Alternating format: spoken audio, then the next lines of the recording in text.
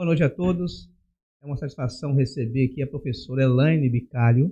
Ela é candidata a vereadora da cidade de Ipatinga. Elaine, seja bem-vinda. É uma satisfação recebê-la em nosso setor. Obrigada, Mário. Boa noite a todos. Eu agradeço pelo convite, agradeço pela oportunidade de poder falar um pouquinho aqui da minha trajetória para você e para as pessoas que estão, nos vendo. Eliane, eu sou professora alfabetizadora, professora de educação básica, fui aprovada no concurso da Prefeitura de Ipatinga no ano de 2007 e iniciei, sempre trabalhei ali nas escolas do Betânia, então, Escola Shirlene, Escola de Olinda, Escola Primeiros Passos. Fiquei mais tempo e estou mais tempo na Escola Municipal de Olinda Tavares Lamego, e sempre lecionando para as turmas de primeiro, segundo ano, às vezes o pré, porque é um lugar onde eu acredito que as coisas acontecem, onde você faz uma criança se tornar sujeito a partir da leitura. Muitas coisas são lindas, muitas profissões são bonitas, mas ensinar a ler e escrever é algo que ultrapassa todas essas coisas, Um professor, ele é fundamental para todas as outras profissões. E nessa trajetória, em 2017, 2018, eu saio um pouco dessa sala de classe regular e passo a lecionar na sala da educação especial. Então, lidei diretamente com essas crianças, com essas famílias, conheço de perto essa realidade deles, Em 2019, fui eleita participamos do processo de gestão democrática da Escola Municipal de Olinda Tavares Lamego. Eu e minha equipe fomos eleitos e ficamos até 2021, finalizamos o mandato em 2021. 2022 passamos novamente pelo processo de eleição. Em 2022 e 2023 também fui eleita novamente para a presidência do colegiado de diretores, representando o grupo dos 47 diretores da rede municipal de Ipatinga. Sou advogada, mas nem tem tempo de advogar e nem pode também, porque o cargo de diretor exige dedicação exclusiva. Sou mãe da Duda, mulher na política. Aí, qual é o cenário político? Como você viu o cenário político da cidade de Ipatinga e o que te motivou, a entrar nessa campanha? Então, eu vejo hoje muito indefinido, não vejo clareza, principalmente no que tange as candidaturas majoritárias, que são as candidaturas de prefeitos. Em relação às candidaturas de vereadores, somos muitos, Somos 350 concorrendo às 19 vagas. 19 cadeiras, 19 cadeiras, Então, assim, vai ser tem que ter uma peneira aí bem fininha para passar, esses 19. E a gente espera, que a comunidade de Ipatinga, ela realmente faça uma renovação na Câmara, porque a gente vê a insatisfação em todos os cantos da cidade, por onde a gente passa. O clamor da população é esse, de bastante, renovação. E eu estava olhando o seu santinho aqui, achei muito criativo, Você usou o teu nome, fez um acróstico com o teu nome e cada letra corresponde a um plano. Sim. Um projeto de governo. Isso. Como é sua área educacional, nós vamos começar pela letra E. Aqui fala educação pública de qualidade. De qualidade. Como é a sua área, educação. E como é que está o nível da nossa educação aqui em Ipatinga? Então, o que nós podemos fazer para melhorar ainda mais?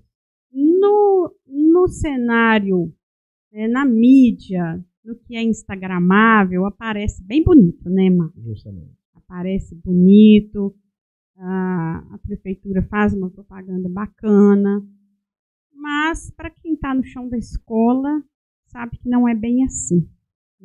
Então, a atual administração, ela entregou para os alunos, no início do ano, os kits escolares, os uniformes, E eu acho muito louvável isso. Eu acho que a comunidade, a população merece, tem que ter mesmo.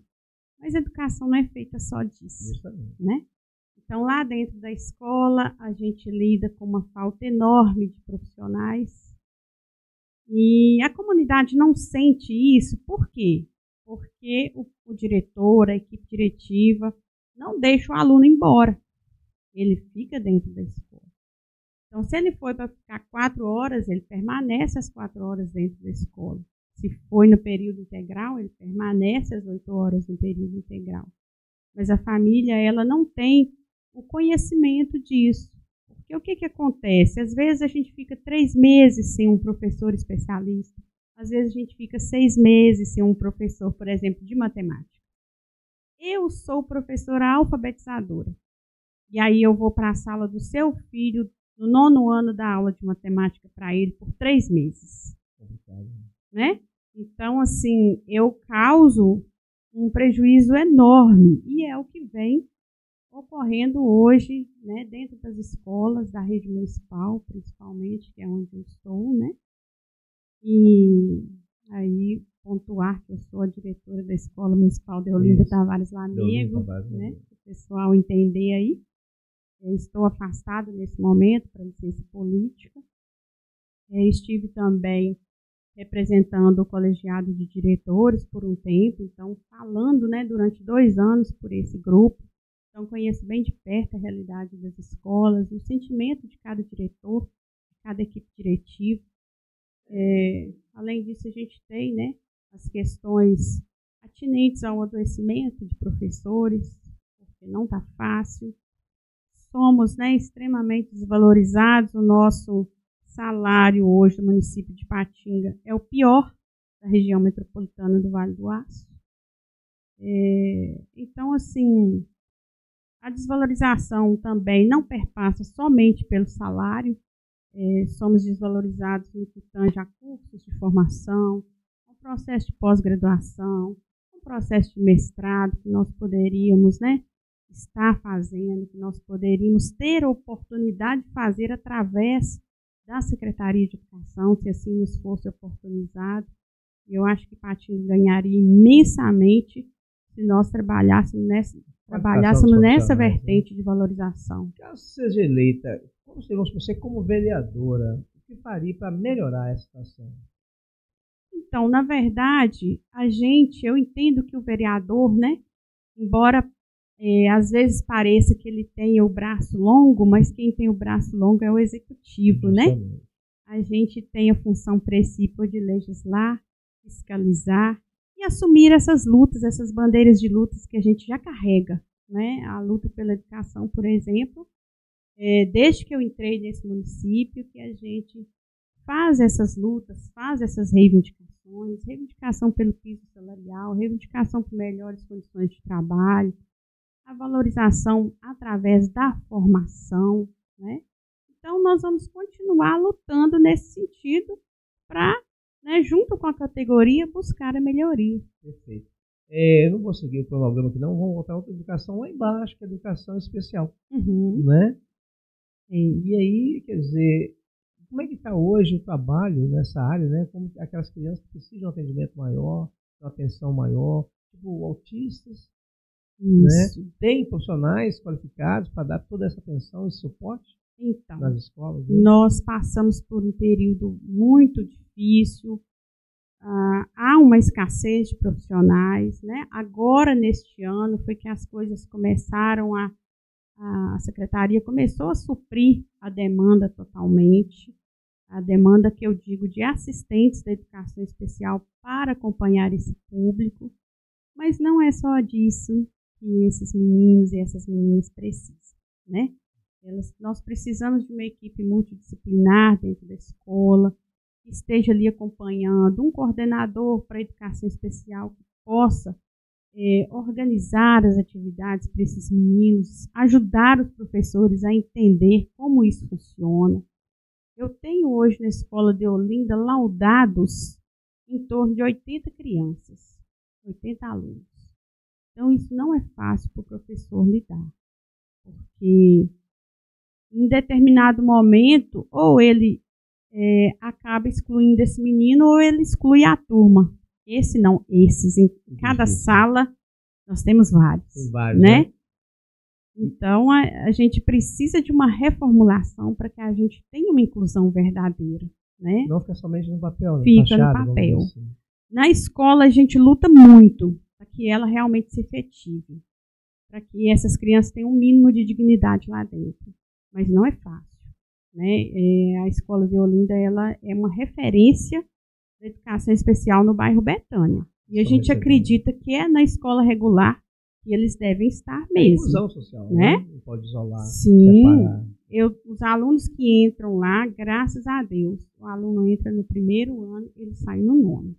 Né? Eu lembro que, agora continuando na questão da educação, houve um movimento aqui, eu estava lendo aqui o seu plano, que não, né, a municipalização das escolas estaduais. Isso. Explica pra gente o porquê que você é contra isso, o que poderia causar, qual o prejuízo que isso poderia causar para os alunos, para os profissionais, e por que não? Porque, salvo engano, acho que a Constituição fala que é dever do município o ensino fundamental. Sim. O médio seria do Estado, vamos dizer assim, se estiver errado, me corrige aí. A proposta legal é essa mesmo, né? Mas o que ocorre? Isso precisa ser pensado, isso precisa ser discutido com a comunidade, isso precisa ser avaliado com os profissionais de educação, porque você chega, municipaliza a escola, e está lá, por exemplo, um profissional de carreira, vamos imaginar que ele tem 15, 20 anos de trabalho naquela escola. Se não tiver o lugar dele, né? Como tem acontecido aí, é falado assim, você procura agora uma escola para você. Né? Isso é justo com essa pessoa que está lá, com esse profissional que está lá? Ademais, os índices do IDEB, que a prefeitura hoje ostenta, estão concentrados, os maiores índices concentrados nas escolas estaduais. Né? Se você pegar aí, você vai ver que é Márcio Cunha, o Toyoda, a escola Sônia, no Canaã, que ficou em terceiro lugar. Né? Então, os maiores índices estão lá. Então, nós precisamos estudar por que esses índices maiores estão lá, não estão nas municipais. O que eles têm de diferente? Se os maiores índices estão lá, entendo que estão melhores, não é isso? Obviamente. Então, mas o que aí seria bom, já que tem essa informação que as escolas estaduais há um índice maior do que a escola municipal, e as pessoas sabem disso, o secretário de Educação sabe disso, acho que não é vergonhoso você chegar até lá e falar, o que vocês estão fazendo de bom? Nós podemos implantar aqui. Isso. Né? O que tem de melhor, né? Acredito para começar a formação dos professores. É uma formação mais robusta. Justamente, porque desde quando eu tinha cabelo, não tem muitos anos, né? As três bandeiras no passado, de todos os candidatos, independente se é vereador, se é prefeito, se é deputado estadual, federal, se é presidente, as três bandeiras eram, no início da minha época eu era jovem, educação, saúde e moradia, no passado. Aí houve um aumento da população, houve um aumento da violência. Então, eles tiraram a moradia e colocaram a palavrinha segurança. Aí eu fico pensando, se todos os candidatos têm a mesma bandeira, aí eles são eleitos, então por que não melhora até hoje a educação? Porque a saúde não melhorou e a segurança não melhorou?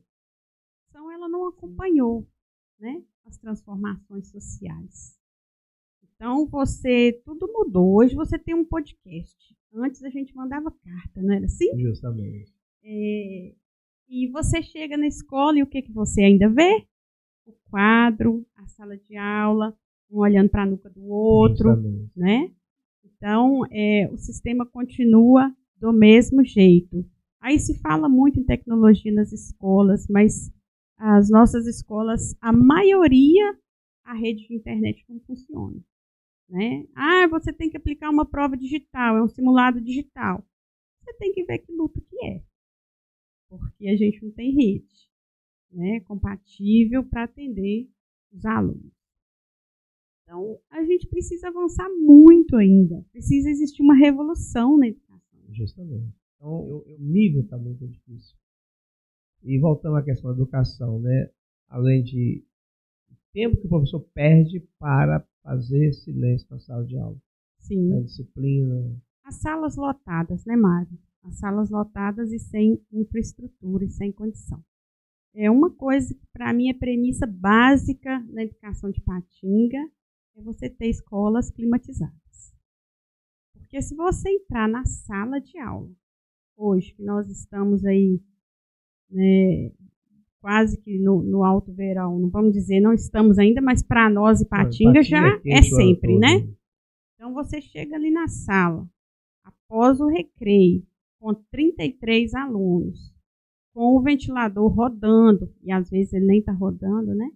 Com o ventilador rodando, aquilo vai rodando na cabeça do professor, dos meninos.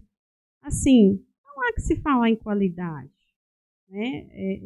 A escola de Olinda mesmo é uma escola que a gente tentou, desde 2019, climatizar.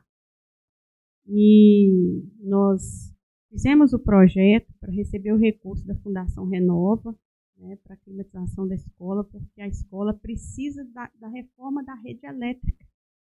E isso não é uma particularidade da nossa escola, é uma particularidade de várias. De todas, porque não tem como você climatizar com a rede elétrica atual, porque ela não vai aguentar. Isso. Então, hoje, a minha escola, ela não aguenta nem os equipamentos que a gente tem. A gente adquiriu ao longo do tempo, né, que foram necessários. Às vezes acontece de dar problema. Então, assim, é preciso repensar isso. É dar dignidade para quem está lá dentro, para o aluno, para o professor, né? Todos. A gente precisa de repensar essas questões e isso a gente vê assim, não é uma coisa muito distante, é um pouco de boa vontade para se fazer. Justamente. É isso? Basta querer, basta querer. Eu falo o que é verdade. Vamos voltar um pouquinho de questão de seguindo aqui, né, o seu acróstico aqui. Acróstico aí de tem propostas. o L, né? O L está assim, limpeza urbana. Com coleta seletiva, né? Então, a gente tem visto Ipatinga, né? Bem feia, bem suja. E somos, né? O pessoal costuma dizer que somos campeões em dengue e chikungunya. E nessas andanças a gente tem visto, eu vejo muito sofá, vejo muito entulho, vejo muito lixo pelas ruas. E a gente precisa educar essa cidade, mas a gente precisa da ajuda do poder público para que isso se efetive. Justamente. Né? Parcerias. Né? Então, às vezes, você vê o sofá lá e você condena. Você fala assim, mas o fulano que está errado, ele pegou o sofá velho e jogou ali. Então, vamos analisar a situação dessa família. Às vezes é uma família de baixa renda. Ela comprou aquele sofá parcelado lá nas Casas Bahia 10 vezes, né? Boletou lá. Você acha que essa família tem condição de pagar uma caçamba, pagar um transporte para recolher esse sofá? Uma caçamba está um absurdo. Né? Ela não tem. Então, ela coloca ali na beiradinha da calçada. E aí, vem o outro vizinho, ele tem um outro entulho, ele coloca lá também. Lixo atrás lixo. Né? E aí, vai gerando o quê? O acúmulo de sujeira, de animais peçonhentos, com a água, né? Vem a proliferação do mosquito da dengue, da chikungunya, que foi assim, é devastador. Eu tenho 1 ano e meio que eu tive, eu ainda não recuperei. Eu também estou nessa situação, né? Cara. E eu fico pensando assim, eu relativamente estou ali naquele meio termo de nem velho, né? Nem idoso, nem garotinha mais. Isso. E eu sofro muito. Então, imagina uma pessoa idosa, como ela está sofrendo com essa questão do chikungunya. É muito doloroso, é um processo muito difícil e nós não tivemos nenhuma assistência, né, do poder público nessa questão. Voltando à questão da assistência social, tem um projeto voltado nessa área? Eu gostaria muito de... É uma das bandeiras justiça de luta, social, né? Justiça social, porque eu acho que todas as pessoas têm que ter os direitos garantidos, né? Então, se você precisa da saúde, ela tem que ser igual para todos. E não é o que a gente vê, né? Na escola, por exemplo, porque eu falo da escola, as pessoas às vezes pensam que a gente está alheia ao resto do mundo, quando na verdade não é. Você, na escola, tem um parâmetro de todos os problemas sociais. Você consegue, né, captar tudo ali. E Nós temos mães que estão na fila de espera de consulta com especialista há 3 anos. Nós temos crianças, né, indo embora para casa com dor de dente, porque não tem assistência odontológica. Eu morei numa cidade de São Paulo que, do mesmo modo que a criança, para fazer a matrícula, a família tinha que apresentar o cartão de vacina, ela tinha que apresentar o boletim odontológico, porque a rede pública ela dispõe do profissional que vai fazer, né, essa triagem, esse tratamento para todas as crianças. Né? Nós estamos, poxa vida, em 2024, justamente, e as pessoas passando por isso. É muito triste isso. Então, assim, eu quero muito lutar para que isso deixe de ser essa realidade, que a gente venha, né, a ter esse atendimento para as pessoas, esse atendimento justo, esse atendimento igualitário, que não seja só as pessoas que têm poder aquisitivo para pagar um plano de saúde ou para pagar, né, a sua assistência odontológica. Na verdade, a gente paga plano de saúde porque a gente não tem assistência boa, né? E a questão social também, você tem muito problema, tá vendo? A questão hoje a gente não pode falar morador de rua, né? Sim. É pessoas em situação de rua. Uhum. Hoje tem já se falado muito, né? O que fazer em prol dessas pessoas? Então, essas pessoas, eu penso também que é questão de equipe multidisciplinar, né?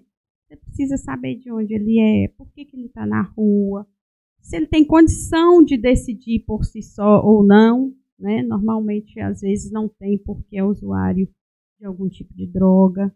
Então, pensar numa internação para essas pessoas, pensar em realocar essas pessoas na própria família.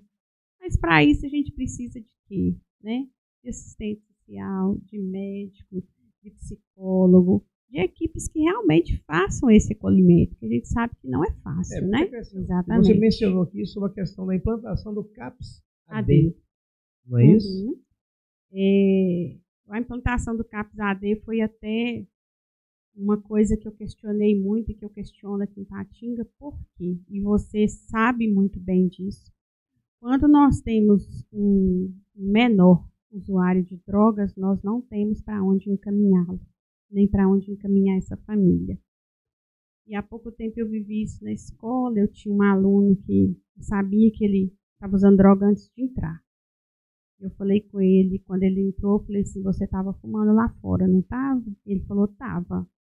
Falei, pois é, aqui dentro você não fuma e nem vende. Mas em seguida eu fui conversando com ele, né, que a gente tem esse lado maternal, esse lado, né, que se preocupa. Eu fui conversando com ele, ele falando comigo que ele usa droga desde os 8 anos de idade, que ele não conseguia largar. E aí eu fui embora para casa muito chateada e pensativa. Para onde eu mando esse menino? Para onde eu mando essa família?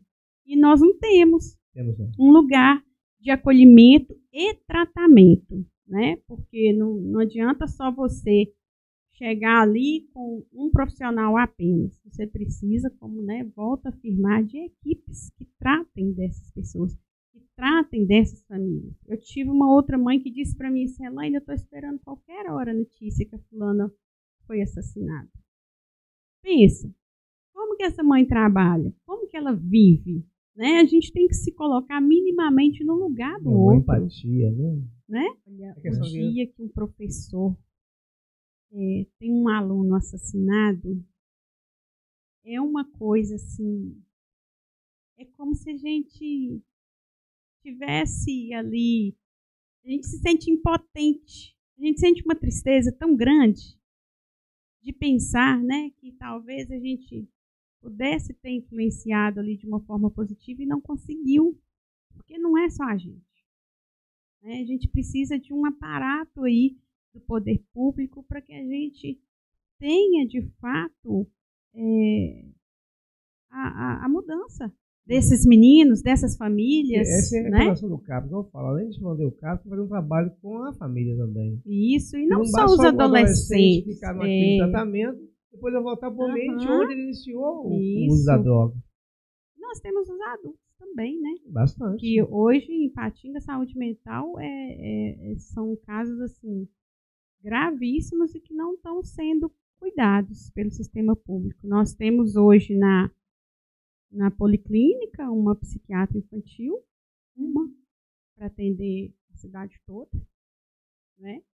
Acho que no Capizi, o Capizi ficou um tempo sem, agora também tem uma médica, até onde eu sei. Então, não comporta a demanda da cidade.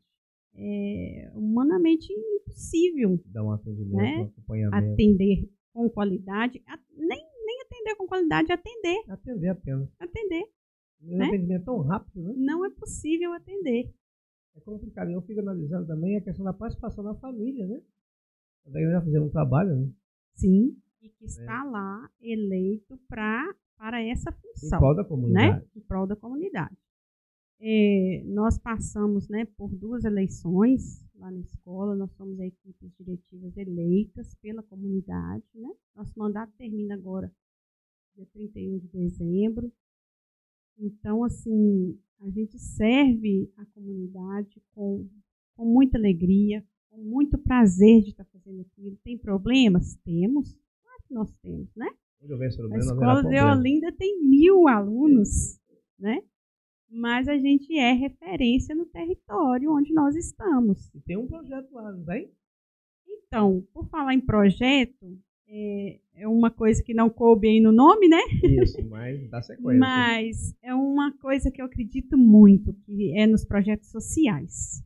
Né? Eu acredito muito nessa vertente para fortalecer as comunidades, para mudar a vida das comunidades, das pessoas ali do entorno, né?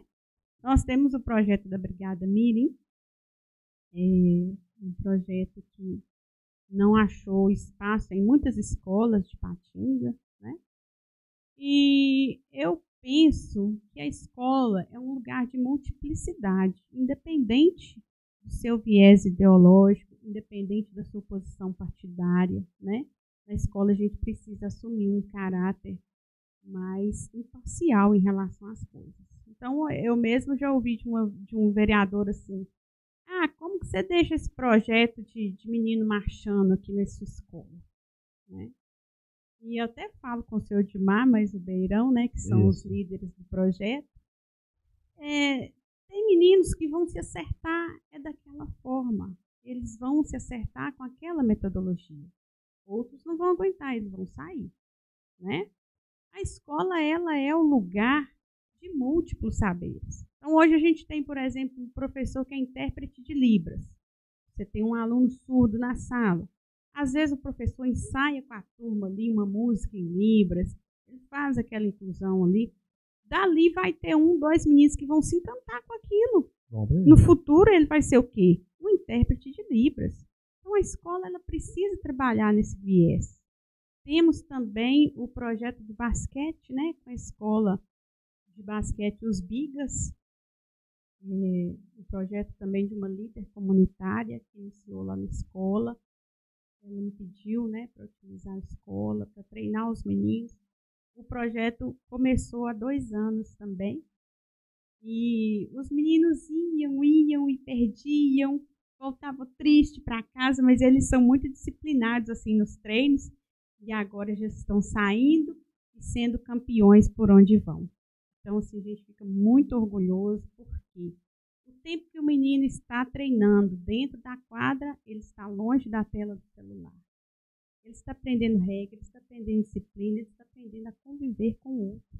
Né? E hoje a gente está tão carente disso tudo, né? Isolando. Né? Cada um pega o seu celular, vai para um cantinho, né? Em todas as casas, todas as famílias, a gente vê mais ou menos essa mesma dinâmica. Então, nós precisamos tirar esses meninos, essas famílias desse lugar. Social militar. Porque eles precisam marchar na escola. Através da ordem unida, você aprende postura com postura, Sim. coordenação motora, concentração. Então, através do basquete, nós trabalhamos em equipe. Na vida você não vai só vencer, você vai perder também. Você tem que aprender a perder. Então, tudo isso você aprende no esporte, independente se é basquete, se é futebol, se é vôlei. Isso. Né? Outro dia e é um projeto meninos, que eu não sabia, eu não sabia desse projeto. Olha os só, meninos do tem 2 basquete, anos. outro dia, eles foram para Itabira. olha que gracinha.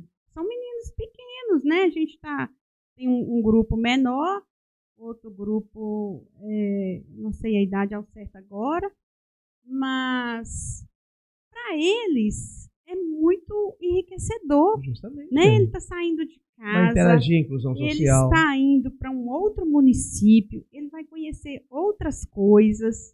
Isso é enriquecedor para os meninos, né? Ele volta com outra bagagem. Então, a gente precisa colocar na comunidade, né, esses projetos profissionais.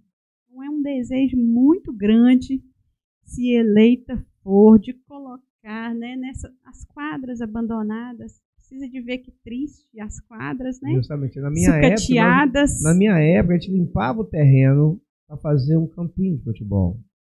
Hoje, eles têm vastos campos que estão abandonados. Tudo sucateado, assim, sem, às vezes, condição de uso, sem um líder, sem um professor que esteja ali atuando, intervindo, né, junto aos jovens, adolescentes, até adultos que estejam ali naquela comunidade. Então, acredito demais nessa mudança através desses projetos. E tem mais outros projetos, mais outra opção, com relação à segurança. Hoje nós estamos uma outra questão, né, é o olho vivo, que eu acho que ajudaria muito na cidade também, o monitoramento, né, das áreas da cidade, principalmente as áreas onde tem maior problema, maior índice de criminalidade, eu acho que inibe bastante e ajuda muito a polícia, né? Justamente. Eu ajuda muito. O plano de carreira lembrou o nosso plano de carreira, Justamente. que precisa ser revisto. Da educação. E as pessoas vão trabalhando sem brilho nos olhos. Sem motivação. Sem motivação, né? Por exemplo, um plano de carreira que te dá 4% numa pós-graduação, e é uma só, se você fizer a segunda, você não ganha nada por ela, você vai fazer a segunda, terceira, a quarta? Mexi pesado. Não. Então, as pessoas precisam ter valorização. Né? Outra questão lá dentro do plano de carreira que precisa ser alterada urgente é a questão dos assistentes da educação especial. Os assistentes, eles não têm o recesso de julho igual ao dos professores. Eles ficam uma semana na escola a mais, né? E não justifica, porque qual que é a função do assistente de educação especial?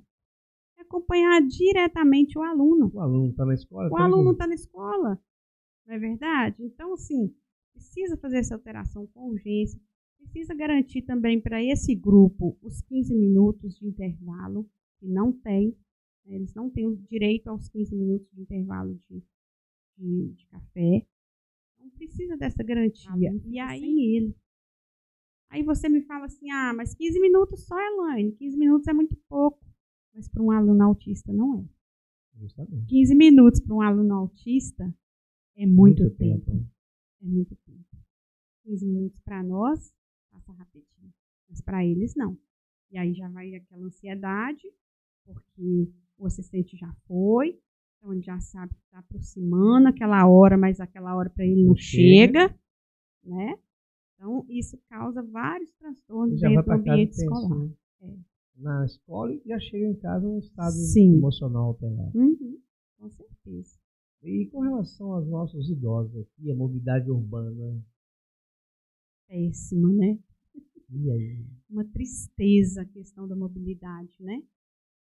Às vezes eu vejo assim, gente, eu olho para as calçadas, eu vejo um cadeirante, eu falo, meu Deus do céu, que situação. A pessoa, ela anda ali no meio da rua, correndo risco, né? Porque a calçada é impossível, não só para um cadeirante, mas para uma mãe, por exemplo, que está com uma criança, está com um carrinho, para um idoso. Então, nós precisamos, né, rever isso, lutar por isso, porque, na verdade, isso precisa ser uma grande obra do executivo, né? Mas nós, enquanto vereadores, precisamos lutar muito para que a gente tenha uma cidade que realmente atenda a todas as pessoas, uma cidade em que todos possam transitar. Né? E a gente tem ainda a questão do trânsito propriamente dito, né? O trânsito Patinga, igual eu falo, deu 16 horas, eu só saio de casa por extrema necessidade. Sexta-feira, Mário, eu queria chorar. Eu saí do Betânia para buscar minha menina na Cidade Nobre. E eu saí do Betânia em torno de de 5 para 6, e eu tinha um compromisso, tinha uma apresentação da escola, um projeto na rua, então eu queria muito participar. E fui tranquila buscá-la. Eu não sabia o que eu ia passar. Porque, normalmente, das 6 horas, a gente está na escola. A gente continua ali trabalhando, né? Como tem o turno noturno, a gente fica ali. Eu consegui retornar para o Betânia, era 7h15. No finalzinho do evento. Eu fiquei, assim, horrorizada. Porque quando a gente está, né, ali no nosso posto de trabalho, está quietinho, você não precisa, você não sabe o que as pessoas estão passando. Pensa, foi em torno de 1h10, mais ou menos, do Betânia para a Cidade Nova, de ida e retorno. Então, fiquei muito chateada, senti na pele o que essas pessoas estão precisando todo dia fazer esse deslocamento, passam. Já estressa no próprio trânsito, chega em casa, já está no estresse, aí gera todo corre risco de acidente demais, né? Bastante. Corre muito risco de acidente ali. Então, precisa, né, urgente de ser revistas essas questões. Né? Com relação hoje, né, a segurança está em evidência aí. Hoje o índice de violência nas escolas é muito grande. E na sua escola há um trabalho voltado para essa área de segurança? Existe um vigilante que desenvolve um trabalho de segurança lá?